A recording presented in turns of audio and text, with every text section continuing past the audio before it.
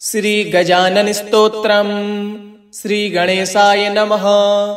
देवा ऊचुः गजाननाय पूर्णाय सांख्यरूपमयाय ते विदेहेने च सर्वत्र संस्थिताय नमो नमः।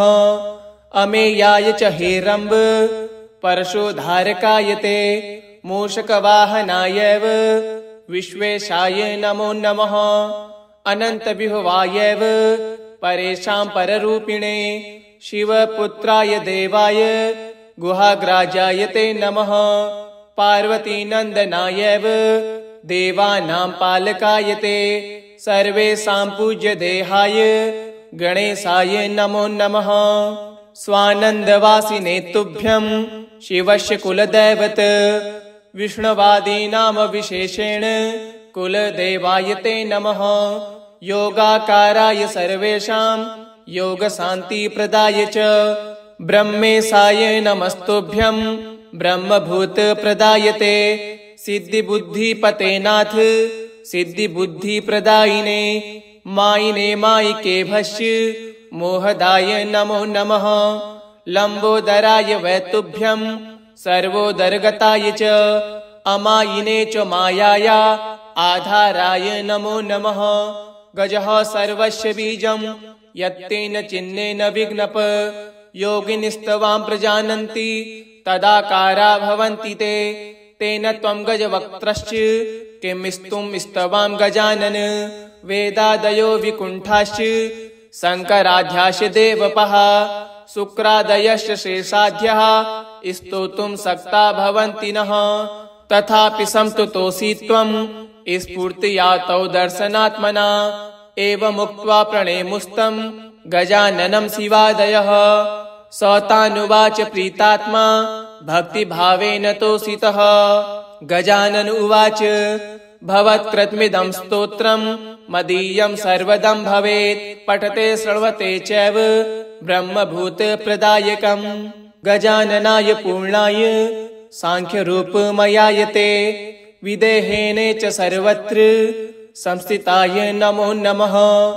अमेयाय च हेरम्ब परशोधारकाय ते मूषकवाहनायैव विश्वेशाय नमो नमः। अनन्तविभवायैव परेषां पररूपिणे शिवपुत्राय देवाय गुहाग्राजाय ते नमः। पार्वतीनन्दनायैव देवानां पालकाय ते सर्वेषां पूज्यदेहाय गणेशाय नमो नमः। स्वानन्दवासिने तुभ्यं शिवस्य कुलदैवत विष्णुवादीनां विशेषेण कुलदेवाय ते नमः। योगाकाराय सर्वेषां योगशान्तिप्रदाय च ब्रह्मेशाय नमस्तुभ्यं ब्रह्मभूतप्रदाय ते सिद्धिबुद्धिपते नाथ सिद्धिबुद्धिप्रदायिने मायिने मायिके भस्य मोहदाय नमो नमः। लम्बोदराय वैतुभ्यं सर्वोदरगताय च अमायिने च मायाया आधाराय नमो नमः। गजः सर्वस्य बीजं यत्तेन चिह्नेन विघ्नप योगिनिस्तवां प्रजानन्ति तदाकारा भवन्ति ते तेन त्वं गजवक्त्रश्च किं स्तुं स्तवां गजानन। वेदादयो विकुण्ठाश्च शङ्कराध्याश्च देवपः शुक्रादयश्च शेषाद्यः स्तोतुं सक्ता भवन्ति नः। तथापि संस्तुतोऽसि त्वं स्फूर्त्या तौ दर्शनात्मना एवमुक्त्वा प्रणेमुस्तं गजाननं शिवादयः। स तानुवाच प्रीतात्मा भक्तिभावेन तोषितः। गजानन उवाच भवत्कृतमिदं स्तोत्रं मदीयं सर्वदं भवेत् पठते श्रवते चैव ब्रह्मभूतप्रदायकम्। गजाननाय पूर्णाय सांख्यरूपमयाय ते विदेहेने च सर्वत्र संस्थिताय नमो नमः। अमेयाय च हेरम्ब परशोधारकाय ते मूषकवाहनायैव विश्वेशाय नमो नमः। अनन्तविभवायैव परेषां पररूपिणे शिवपुत्राय देवाय गुहाग्राजाय ते नमः। पार्वतीनन्दनायैव देवानां पालकाय ते सर्वेषां पूज्यदेहाय गणेशाय नमो नमः। स्वानन्दवासिने तुभ्यं शिवस्य कुलदैवत विष्णुवादीनां विशेषेण कुलदेवाय ते नमः। योगाकाराय सर्वेषां योगशान्तिप्रदाय च ब्रह्मेशाय नमस्तुभ्यं ब्रह्मभूतप्रदाय ते सिद्धिबुद्धिपते नाथ सिद्धिबुद्धिप्रदायिने मायिने मायिके भस्य मोहदाय नमो नमः। लम्बोदराय वै तुभ्यं सर्वोदरगताय च अमायिने च मायाया आधाराय नमो नमः। गजः सर्वस्य बीजं यत्तेन चिह्नेन विघ्नप योगिनिस्तवां प्रजानन्ति तदाकारा भवन्ति ते तेन त्वं गजवक्त्रश्च किं स्तुं स्तवां गजानन। वेदादयो विकुण्ठाश्च शङ्कराध्याश्च देवपः शुक्रादयश्च शेषाद्यः स्तोतुं शक्ता भवन्ति नः। तथापि संस्तुतोऽसि त्वं स्फूर्त्या तौ दर्शनात्मना एवमुक्त्वा प्रणेमुस्तं गजाननं शिवादयः। स तानुवाच प्रीतात्मा भक्तिभावेन तोषितः। गजानन उवाच भवत्कृतमिदं स्तोत्रं मदीयं सर्वदं भवेत् पठते श्रवते चैव ब्रह्मभूतप्रदायकम्। गजाननाय पूर्णाय साङ्ख्यरूपमयाय ते विदेहेने च सर्वत्र संस्थिताय नमो नमः। अमेयाय च हेरम्ब परशोधारकाय ते मूषकवाहनायैव विश्वेशाय नमो नमः।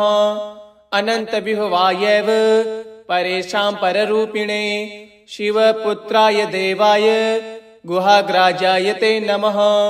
पार्वतीनन्दनायैव देवानां पालकाय ते सर्वेषां पूज्यदेहाय गणेशाय नमो नमः।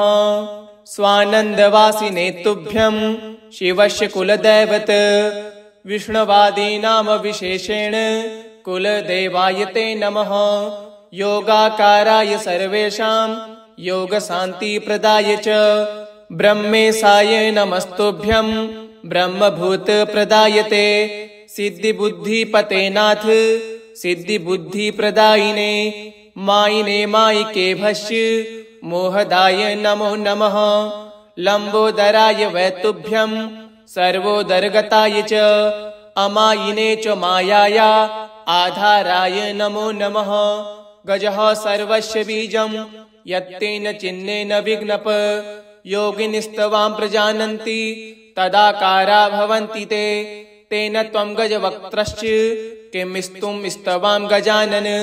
वेदादयो विकुण्ठाश्च शङ्कराध्याश्च देवपः शुक्रादयश्च शेषाद्यः स्तोतुं शक्ता भवन्ति नः। तथापि संस्तुतोऽसि त्वं स्फूर्त्या तौ दर्शनात्मना एवमुक्त्वा प्रणेमुस्तं गजाननं शिवादयः। स तानुवाच प्रीतात्मा भक्तिभावेन तोषितः। गजानन उवाच भवत्कृतमिदं स्तोत्रं मदीयं सर्वदं भवेत् पठते श्रवते चैव ब्रह्मभूतप्रदायकम्। गजाननाय पूर्णाय साङ्ख्यरूपमयाय ते विदेहेने च सर्वत्र संस्थिताय नमो नमः। अमेयाय च हेरम्ब परशोधारकाय ते मूषकवाहनायैव विश्वेशाय नमो नमः। अनन्तविभवायैव परेषां पररूपिणे शिवपुत्राय देवाय गुहाग्राजाय ते नमः।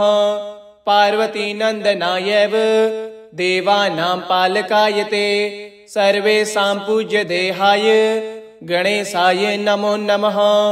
स्वानन्दवासिने तुभ्यं शिवस्य कुलदैवत विष्णुवादीनां विशेषेण कुलदेवाय ते नमः। योगाकाराय सर्वेषां योगशान्तिप्रदाय च ब्रह्मेशाय नमस्तुभ्यं ब्रह्मभूतप्रदाय ते सिद्धिबुद्धिपते नाथ सिद्धिबुद्धिप्रदायिने मायिने मायिके भस्य मोहदाय नमो नमः। लंबोदराय वै तुभ्यं सर्वोदरगताय च अमायिने च मायाया आधाराय नमो नमः। गजः सर्वस्य बीजं यत्तेन चिन्नेन विघ्नप योगिनिस्तवां प्रजानन्ति तदाकारा भवन्ति ते। तेन त्वं गजवक्त्रश्च किं स्तवां गजानन। वेदादयो विकुण्ठाश्च शङ्कराध्याश्च देवपः शुक्रादयश्च शेषाद्यः स्तोतुं सक्ता भवन्ति नः। तथापि संस्तुतोऽसि त्वं स्फूर्त्या तौ दर्शनात्मना। एवमुक्त्वा प्रणेमुस्तं गजाननं शिवादयः। स तानुवाच प्रीतात्मा भक्तिभावेन तोषितः। गजानन उवाच भवत्कृतमिदं स्तोत्रं मदीयं सर्वदं भवेत्। पठते श्रवते चैव ब्रह्मभूतप्रदायकम्। गजाननाय पूर्णाय सांख्यरूपमयाय ते विदेहेन च सर्वत्र संस्थिताय नमो नमः। अमेयाय च हेरम्ब परशोधारकाय ते मूषकवाहनायैव विश्वेशाय नमो नमः। अनन्तविभवायैव परेषां पररूपिणे शिवपुत्राय देवाय गुहाग्राजाय ते नमः। पार्वतीनन्दनायैव देवानां पालकाय ते सर्वेषां पूज्य देहाय गणेशाय नमो नमः। स्वानन्दवासिने तुभ्यं शिवस्य कुलदैवत विष्णुवादीनां विशेषेण कुलदेवाय ते नमः। योगाकाराय सर्वेषां योगशान्तिप्रदाय च ब्रह्मेशाय नमस्तुभ्यं ब्रह्मभूतप्रदाय ते। सिद्धिबुद्धिपते नाथ सिद्धिबुद्धिप्रदायिने मायिने मायिके भस्य मोहदाय नमो नमः। लंबोदराय वै तुभ्यं सर्वोदरगताय च अमायिने च मायाया आधाराय नमो नमः। गजः सर्वस्य बीजं यत्तेन चिन्नेन विघ्नप योगिनिस्तवां प्रजानन्ति तदाकारा भवन्ति ते।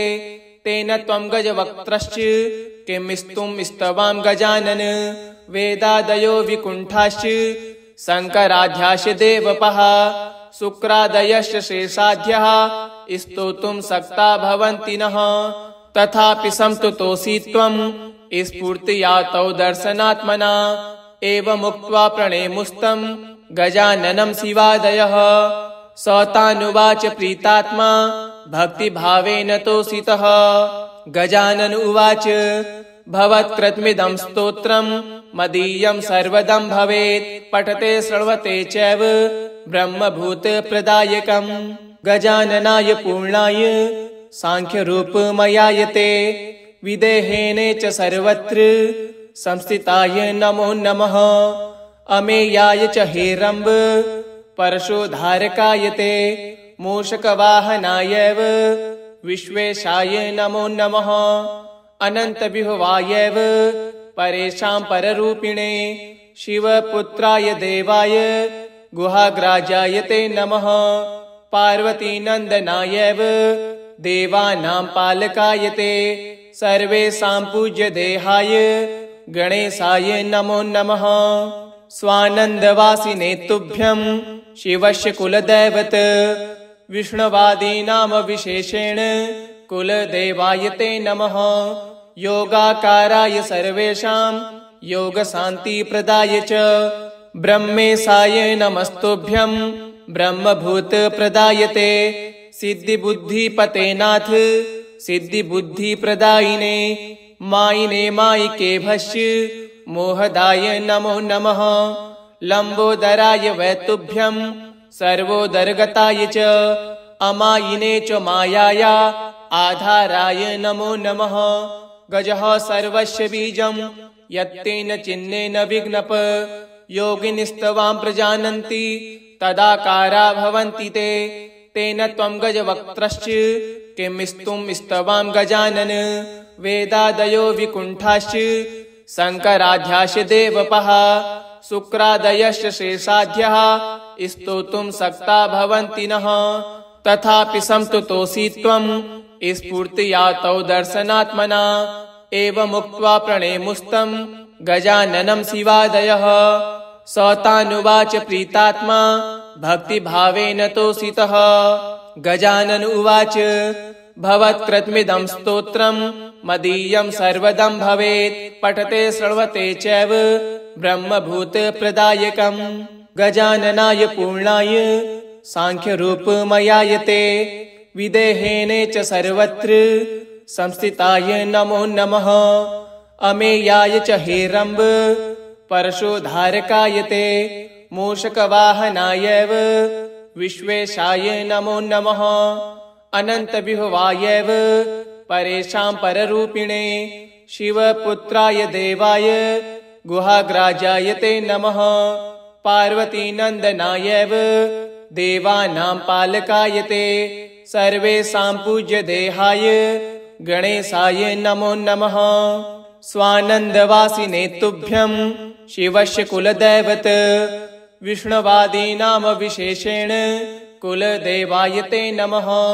योगाकाराय सर्वेषां योगशान्तिप्रदाय च ब्रह्मेशाय नमस्तुभ्यं ब्रह्मभूतप्रदायते सिद्धिबुद्धिपते नाथ सिद्धिबुद्धिप्रदायिने मायिने मायिके भस्य मोहदाय नमो नमः।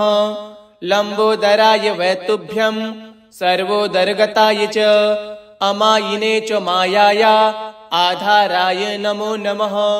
गजः सर्वस्य बीजं यत्तेन चिह्नेन विघ्नप योगिनिस्तवां प्रजानन्ति तदाकारा भवन्ति ते। तेन त्वं गजवक्त्रश्च किं स्तुं स्तवां गजानन। वेदादयो विकुण्ठाश्च शङ्कराध्याश्च देवपः शुक्रादयश्च शेषाद्यः स्तोतुं सक्ता भवन्ति नः। तथापि संस्तुतोऽसि त्वं स्फूर्त्या तौ दर्शनात्मना। एवमुक्त्वा प्रणेमुस्तं गजाननं शिवादयः। स तानुवाच प्रीतात्मा भक्तिभावेन तोषितः। गजानन उवाच भवत्कृतमिदं स्तोत्रं मदीयं सर्वदं भवेत्। पठते श्रवते चैव ब्रह्मभूतप्रदायकम्। गजाननाय पूर्णाय सांख्यरूपमयायते विदेहेने च सर्वत्र संस्थिताय नमो नमः। अमेयाय च हेरम्ब परशोधारकायते मूषकवाहनायैव विश्वेशाय नमो नमः। अनन्तविभवायैव परेषां पररूपिणे शिवपुत्राय देवाय गुहाग्राजायते नमः। पार्वतीनन्दनायैव देवानां पालकायते सर्वेषां पूज्य देहाय गणेशाय नमो नमः। स्वानन्दवासिने तुभ्यं शिवस्य कुलदैवत विष्णुवादीनां विशेषेण कुलदेवायते नमः। योगाकाराय सर्वेषां योगशान्तिप्रदाय च ब्रह्मेशाय नमस्तुभ्यं ब्रह्मभूतप्रदायते सिद्धिबुद्धिपते नाथ सिद्धिबुद्धिप्रदायिने मायिने मायिके भस्य मोहदाय नमो नमः। लम्बोदराय वै तुभ्यं सर्वोदरगताय च अमायिने च मायाया आधाराय नमो नमः। गजः सर्वस्य बीजं यत्तेन चिह्नेन विघ्नप योगिनिस्तवां प्रजानन्ति तदाकारा भवन्ति ते। तेन त्वं गजवक्त्रश्च किं स्तुं स्तवां गजानन। वेदादयो विकुण्ठाश्च शङ्कराध्याश्च देवपः शुक्रादयश्च शेषाद्यः स्तोतुं सक्ता भवन्ति नः। तथापि संस्तुतोऽसि त्वं स्फूर्त्या तौ दर्शनात्मना। एवमुक्त्वा प्रणेमुस्तं गजाननं शिवादयः। स तानुवाच प्रीतात्मा भक्तिभावेन तोषितः। गजानन उवाच भवत्कृतमिदं स्तोत्रं मदीयं सर्वदं भवेत्। पठते श्रवते चैव ब्रह्मभूतप्रदायकम्। गजाननाय पूर्णाय सांख्यरूपमयायते विदेहेने च सर्वत्र संस्थिताय नमो नमः। अमेयाय च हेरम्ब परशोधारकाय ते मूषकवाहनायैव विश्वेशाय नमो नमः। अनन्तविभवायैव परेषां पररूपिणे शिवपुत्राय देवाय गुहाग्राजाय ते नमः। पार्वतीनन्दनायैव देवानां पालकाय ते सर्वेषां पूज्यदेहाय गणेशाय नमो नमः। स्वानन्दवासिने तुभ्यं शिवस्य कुलदैवत विष्णुवादीनां विशेषेण कुलदेवाय ते नमः। योगाकाराय सर्वेषां योगशान्तिप्रदाय च ब्रह्मेशाय नमस्तुभ्यं ब्रह्मभूतप्रदाय ते सिद्धिबुद्धिपते नाथ सिद्धिबुद्धिप्रदायिने मायिने मायिके भस्य मोहदाय नमो नमः। लम्बोदराय वै तुभ्यं सर्वोदरगताय च अमायिने च मायाया आधाराय नमो नमः।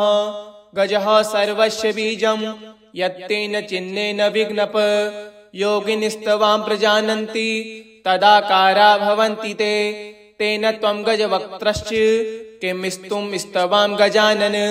वेदादयो विकुण्ठाश्च शङ्कराध्याश्च देवपः शुक्रादयश्च शेषाद्यः स्तोतुं सक्ता भवन्ति नः। तथापि संस्तुतोऽसि त्वं स्फूर्त्या तौ दर्शनात्मना एवमुक्त्वा प्रणेमुस्तं गजाननं शिवादयः। स तानुवाच प्रीतात्मा भक्तिभावेन तोषितः। गजानन उवाच भवत्कृतमिदं स्तोत्रं मदीयं सर्वदं भवेत् पठते श्रवते चैव ब्रह्मभूतप्रदायकम्। गजाननाय पूर्णाय सांख्यरूपमयाय ते विदेहेन च सर्वत्र संस्थिताय नमो नमः। अमेयाय च हेरम्ब परशोधारकाय ते मूषकवाहनायैव विश्वेशाय नमो नमः। अनन्तविभवायैव परेषां पररूपिणे शिवपुत्राय देवाय गुहाग्राजाय ते नमः। पार्वतीनन्दनायैव देवानां पालकाय ते सर्वेषां पूज्यदेहाय गणेशाय नमो नमः। स्वानन्दवासिने तुभ्यं शिवस्य कुलदैवत विष्णुवादीनां विशेषेण कुलदेवाय ते नमः।